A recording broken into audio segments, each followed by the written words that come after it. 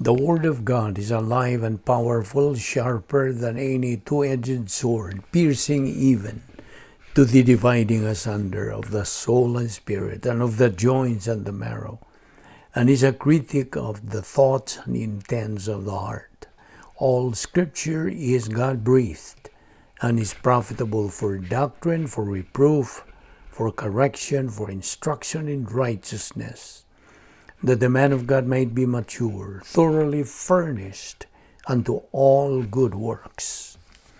The Bible says, "For God so loved the world that he gave his only begotten Son, that whosoever believeth in him shall not perish, but have eternal life.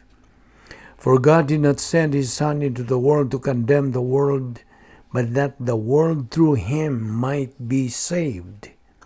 He who believes in him is not condemned, but he who does not believe is condemned already, because he has not believed in the name of the only begotten Son of God." Following our customary procedure, the next few moments are devoted to silent prayer in order that we might be properly and academically prepared to concentrate on the teaching of the Word of God. Therefore, let us pray.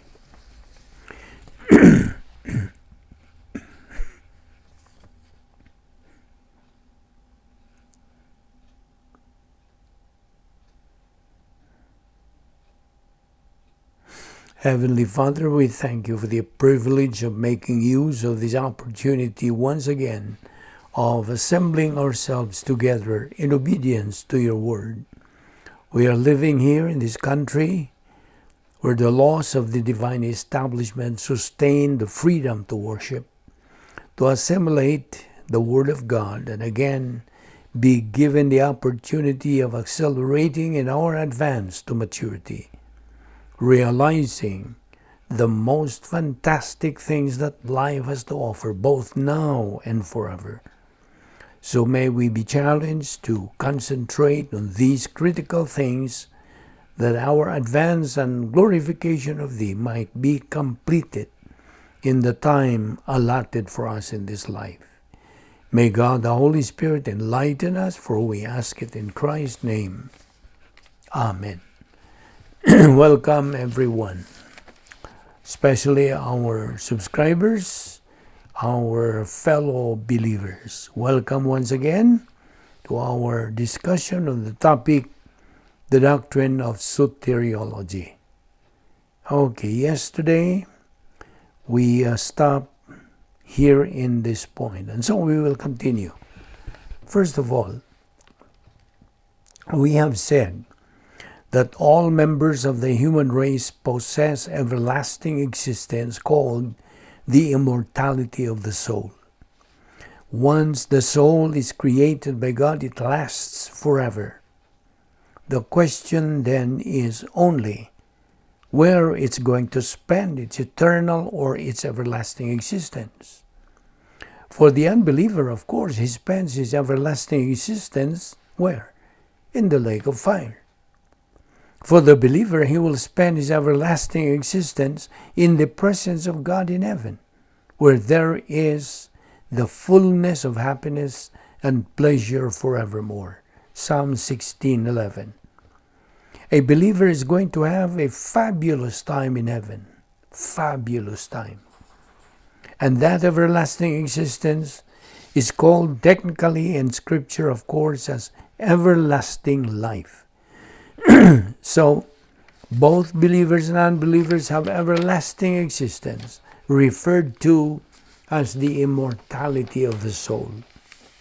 Once again, to look at this in the standpoint of believers, and some of the things that indicate their everlasting existence. First, all believers possess everlasting life as a result of believing in Christ. John 3:16-18 and 36, Revelation 2:11 and Revelation 3:5. Second, every believer has a home in heaven awaiting him.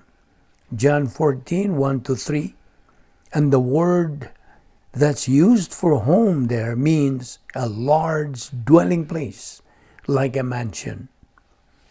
Third, every believer has a resurrection body in the eternal state that will house the soul and the human spirit. 1 Corinthians 15, 51 to 57, Philippians 3:21. The believer's body will be identical with the resurrection body of the Lord Jesus Christ. 1 Thessalonians 4:13 to 18. Fourth, every believer will have full happiness and pleasure forever, and therefore there is no more suffering in the eternal state. Revelation 21:4, Psalm 16:11. Heaven will be wonderful beyond description. Revelation 21 to 22.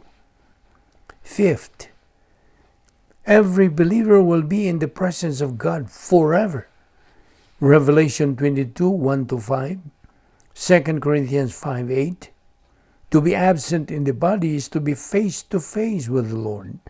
2 Corinthians 5:8. Sixth, every believer will have eternal reward as a result of the production of divine good in time. 1 Corinthians 3:11 to 15, 2 Corinthians 5:9 and 10, Romans 14:10 to 13, Hebrews 4:9 and 10, and John 15:1 to 7. Now, note this. The thing that differentiates believers in the eternal state is their kind of production. Seventh, every believer has an eternal inheritance reserved for him in heaven. And that is why every believer is referred to as the heir of God and a joint heir of Jesus Christ. Romans 8:17, 1 Peter 1:4. Every believer has an inheritance reserved in heaven. Eighth, every believer will be reunited with all other believers in heaven. 1 Thessalonians 4:13 to 18, 1 Corinthians 15:51 to 58. Now in heaven, listen, in heaven all believers will be perfect. There will be no more flaws there. Everybody will say probably about everybody else, "My, how you have changed." In heaven, there is no need of erasers and pencils anymore. Do you know why? Because all the idiosyncrasies, all of those negative things will be gone, totally gone. They will all be removed forever. So, I repeat. Let me repeat the emphasis on salvation. Doctrine of Soteriology. Believing that Christ died on the cross is history. But believing that Christ died for you on the cross is salvation. Believing in God is not the means of salvation. It is believing in Christ. And do you know why? Because in John 14:6, the Lord Jesus Christ said, "I am the way, the truth, and the life. No one comes to the Father except by me." How does one enter the church, the body of Christ? How? The answer is by means of Spirit baptism. Acts 1:5. What's the mechanism? Faith alone in Christ alone. Acts 16:31. You see, salvation has always been, always is, and always will be by faith in Christ. Again, salvation is not by being baptized, by being a member of a church, by following the golden rule, by raising your hands, by walking down an aisle, by inviting Christ into your heart, by doing good, by following the Ten Commandments. No. How did the Old Testament people get saved? How did they get saved? By looking forward to the cross by faith. And how do we, New Testament people, get saved? By looking backward to the cross, also by faith. Every member of the human race has responsibility to listen and believe in the gospel. Acts 16:31, John 6:28 to 29, Ephesians 1:13.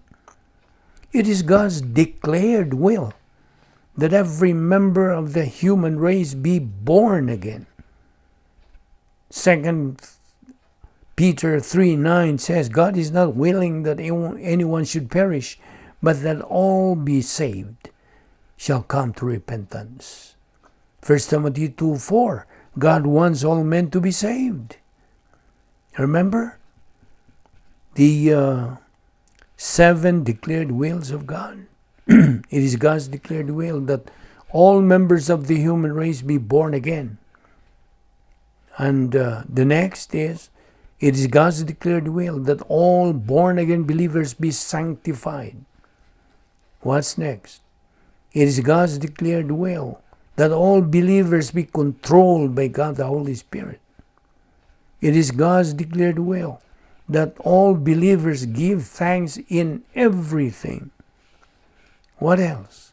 It is God's declared will that all believers trust in the Lord. It is God's declared will that all believers suffer. And the last, it is God's declared will that all believers be productive. Now, Christ is the only way to heaven. All other roads are detours to doom. You see, the Bible informs us of the following. All are sinners. Romans 3:23. For all have sinned and come short of the glory of God. Number 2, all without exception are guilty. Romans 3:19. All stand condemned before God. John 3:18 and 36. Number 4, all are under the penalty of spiritual death, which is eternal separation from God. Ephesians 2:5 says, God made us alive with Christ even when we were dead in transgressions. It is by grace you have been saved. Number 5, all are helpless to wipe out their own guilt. Romans 3:20. Therefore, no one will be declared righteous in his sight by observing the law.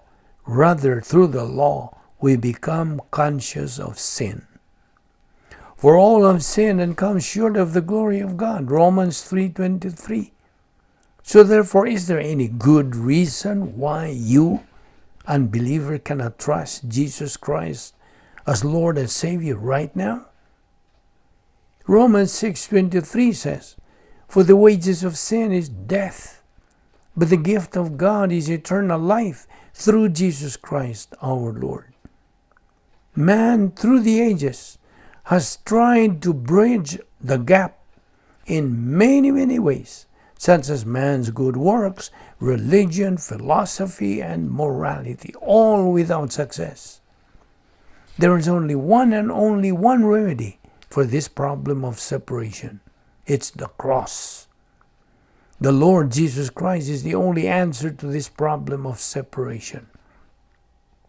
When our Lord Jesus Christ died on the cross, He paid the penalty for our sin and bridged the gap from God to man. 1 Timothy 2:5-6, for there is one God and one mediator between God and men, the man Christ Jesus, who gave himself as a ransom for all men. Acts 4:12, neither is there salvation in any other, for there is no other name under heaven given among men whereby we must be saved. Romans 5:12-21, Adam's sin brought spiritual death to all men, but through Christ we are made alive. Now we all have a choice to make, accept or reject His solution. But remember, whatever or whoever believes in Him is not condemned. But whoever does not believe stands condemned already, because he has not believed in the name of God's one and only Son. John 3:18. He who believes in the Son has life, but he who does not believe in the Son does not have life, but the wrath of God abideth on him. John 3:36. Then Jesus said unto them, I am the bread of life. He that cometh to me shall never hunger, and he that believeth on me shall never thirst. John 6:35. Now, of course, this is not physical food, but spiritual food, eternal life, total satisfaction, which describes the total salvation package. In verse 44, no one come to me except the Father which has sent me draws or attracts. This no one here is negative volition. And negative volition, as we know, cuts off the power supply to believe. The unbeliever's faith is not energized, not enlivened, not activated. Thus, it is non-appropriating.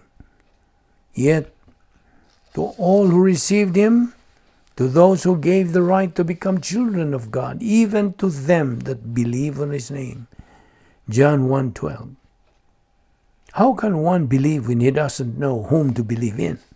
Romans 10:14. A person who refuses to make the greatest decision, most important decision in life, to believe in Christ, is choosing an endless nightmare. A person who spurns the one who suffered untold agony on the cross as his substitute has appalling consequences. A person who heard the gospel and rejects Christ as Lord and Savior is committing the only unpardonable sin against the Holy Spirit. A person's attitude towards Christ determines his eternal future. To believe in Christ, eternal life. But to reject Christ, eternity in the lake of fire. The lake of fire, God's garbage dump, is the final destination of the devil and his angels, and that is where unbelievers go and live for all eternity. In the last judgment, the great white throne judgment, Matthew 25:41 says, Then he will say to those on his left, Depart from me, you who are cursed, into the eternal fire prepared for the devil and his angels. The lake of fire is otherwise known as the second death, Revelation 20:14. For you, unbeliever, try to glimpse into this torment and hopelessness as described in Revelation 20:10 and Revelation 20:15. Because you, unbeliever, because you use your negative volition to reject Christ as Lord and Savior, Revelation 20:15 says that since your name cannot be found written in the Lamb's book of life for rejecting Christ as Savior, you are to be thrown or cast into the lake of fire, where there is total darkness forever. There is total suffering forever, eternal loneliness, eternal unhappiness, eternal frustration, eternal exasperation or anger, no chance of escape. There is weeping and gnashing of teeth forever. Our Lord even said, it is better off for an unbeliever to have never been born. A person who rejects Christ as Lord and Savior is actually making God a liar. A person who rejects Christ is resisting God's will. A person who rejects Christ as his own worst enemy. Unbelievers are eternal losers. Man has no excuse. He might say, I did not know God because nobody ever told me. That's why I should not be sent to the lake of fire. No, let him read Romans 1:18-20. The truth is, all rejections of truth is arrogance. God has already prepared a funeral plan for unbelievers. The worst conceivable way to die is not to die of cancer or being run over by a truck or in a car accident or through the COVID-19. No. The worst conceivable way to die is to die as an unbeliever. You see, unsaved people, unbelievers, are likened to the following. One who is about to drown. He needs a life jacket. One who is dying. One who is about to fall from a cliff. God's word clearly states, he who believes in the Son has life, but he who does not believe in the Son does not have life, but the wrath of God abideth on him. Therefore, let us pray. My friend, should you die right at this very moment, do you know for sure you will live forever in eternity, in heaven, or in hell? You see, the Bible, the Word of God tells us that you can know it for sure. Now, I am asking you, friend, this question since this is the most important question you will ever encounter in your entire life. So let me ask you this. Are you saved? It's not a question of whether you are a member of a church or not, but are you saved? That is a very important question that you should answer yourself. You see, when our Lord Jesus Christ died on the cross, it was his spiritual death that paid the penalty of our sins. Colossians 1:14 says, in whom we have redemption, the forgiveness of sins. Listen, you cannot do anything to ask for help to get saved. Truth is, the Lord Jesus Christ has already paid it in full while he died on the cross. Before he died, he uttered the words, Tetelestai, it is finished. That's in John 19:30. Now he wants to give you a home in heaven. He wants you to get saved. Only by faith. Just accept, believe in the Lord Jesus Christ. It is only your faith on the Lord Jesus Christ. That's the one and only means of salvation. You only have two options, my friend. Do you believe in Christ as your Savior? And you are saved. Or would you reject him as Savior? And you are judged, condemned. So choose. Believe on the Lord Jesus Christ, and thou shalt be saved. We are grateful, Heavenly Father, for the wonderful privilege of examining these things together, which are so important, the mechanics of which do really help us understand grace and distort all of the legalism out of grace, so that by that separation we can advance with acceleration to the point of maturity, for we glorify Thee. May God, the Holy Spirit, then challenge us to persist in our study. Thank you for this Bible study through the YouTube of the Vic Balbido Evangelistic Ministry. For we ask this in Christ's name. Amen.